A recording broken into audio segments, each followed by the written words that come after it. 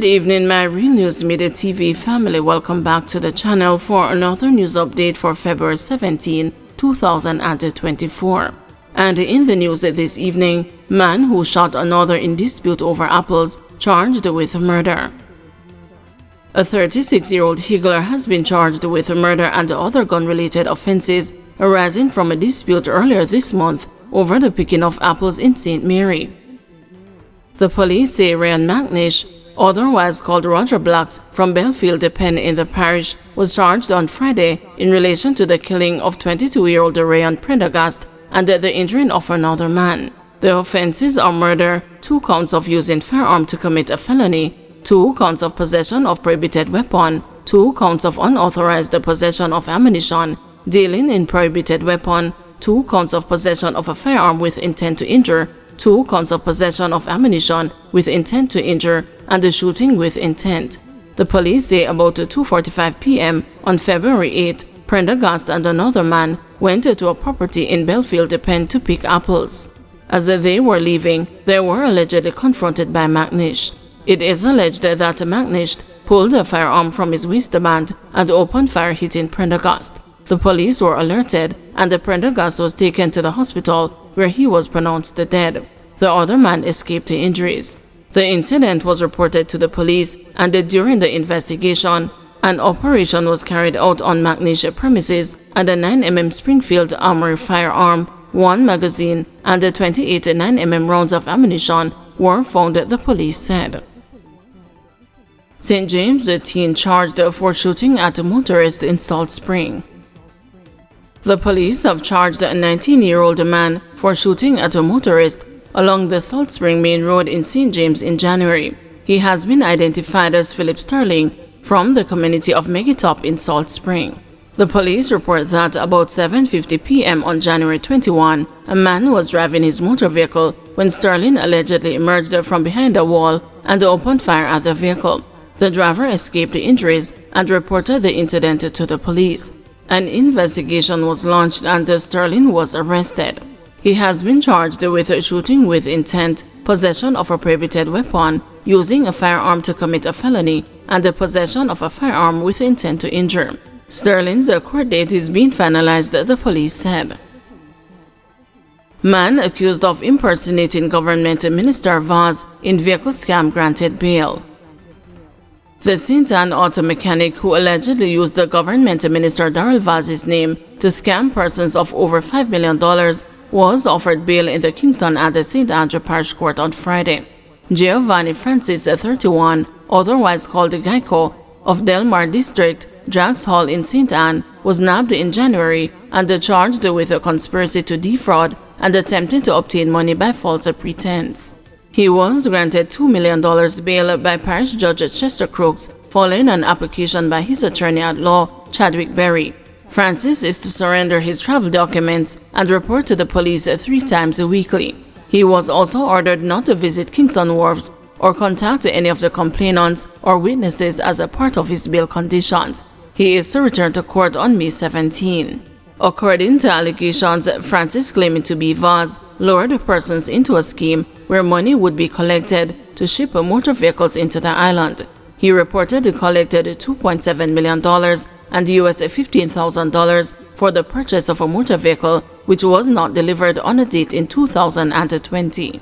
Francis is further alleged to have contacted another person by telephone on January 10 this year while purporting to be Vaz. The accused allegedly claimed he could purchase 2 Toyota Prado motor vehicles at an upcoming auction at a reduced rate and requested payment of $2.5 million, which would cover the customs and the storage fees. The victim was told that he would not be required to make any further payment. The would-be scam victim then raised the suspicion and contacted the government minister, who confirmed that the activity was a scam and encouraged the man to contact the police. Subsequently, a report was made to the police and Francis was arrested during an operation. Berry, in making the bail application, argued that his client was also a victim of the same scam. He further told the court that although his client is fingered as a mastermind, calls were still being made by persons purporting to be Vaz while his client was in custody. In June 2021, another man, Sean Latham, a merchandiser of Kingston Drive, Kingston 19, was charged with obtaining money by false pretense and a fraudulent conversion after investigators revealed that between June 9 and 14 of that year, he used the Vaz's name and image to trick persons into making payments for vehicles. St. Catherine judge remands a man accused of buying stolen vehicle. A man who allegedly purchased a stolen motor car was remanded when he appeared in the St. Catherine Parish Court on Friday.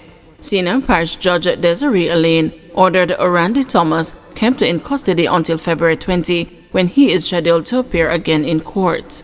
He is from Central Village in the parish and is charged with larceny of a motor vehicle. Thomas's attorney Walter Melbourne told the court that it was naivety on the part of his client which allowed him to become the victim of a scam. Your Honor, he bought the car and took it to an auto body repairman to have it spruced up. He had no knowledge it was a stolen motor vehicle, Melbourne said. The complainant told the court that she is willing to accept a payment for the car, whose engine and the chassis numbers were tampered with. It is alleged that on January 26, 2024, the complainant rented a Toyota Isis motor car valued at $1.3 million with a contractual stipulation that the vehicle be returned on February 2. After data passed and the rentee could not be located, the vehicle was tracked to Windsor Heights in St. Catherine. A report to the police resulted in an operation, and the vehicle bearing public passenger vehicle license plates was discovered at a repair shop. Thomas was arrested and he admitted that he bought the vehicle but did not produce a receipt. He was subsequently charged. Opposition wants Jamaica's international image repaired. Chairman of the People's National Party, Dr. Angela Brown-Burke, has reiterated the call for the government to attend to the country's image on the global stage. Dr. Brown-Burke, who is also opposition spokesperson on foreign affairs, has criticized the government for the positions it has taken on several crucial geopolitical events, and according to her, there has been no word as to what it is planning to do to rescue and restore the credibility of the country in international circles. She was speaking after the delivery of the throne speech by Governor General Sir Patrick Allen on Thursday during the ceremonial opening of Parliament. Because we still have the stain of the absence in terms of the vote in the Israeli-Palestine matter. We still also have the stain of the absence in terms of the Guyana-Venezuela discussion. And so we are extremely concerned about that. We see a note around 2024 and the conference that is to be held in terms of the 10th Biennial Jamaica Diaspora Conference. And I want to remind the government that one of the issues that is permanently etched in the minds of members of the diaspora is around corruption. Golden insists the government should reveal tax threshold financing plan. Opposition leader Mark Golding is pressing the government to disclose its strategy for funding the proposed increase to the $1.5 million tax threshold, as announced by the Prime Minister during a spot meeting in Clarkstown, Trelawney last weekend. Speaking with reporters earlier this week, Golding emphasized the need for transparency regarding the government's financing plans.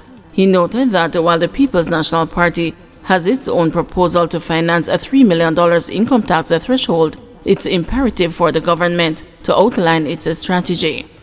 I've already said that I think there's a justification for the threshold being increased. We had proposed it in my presentation to our annual conference that it should be increased to $3 million to adjust for the inflation that has transpired since 2016 and to preserve the value of the benefit of the threshold that was then imposed, plus a buffer for some future inflation which is ongoing.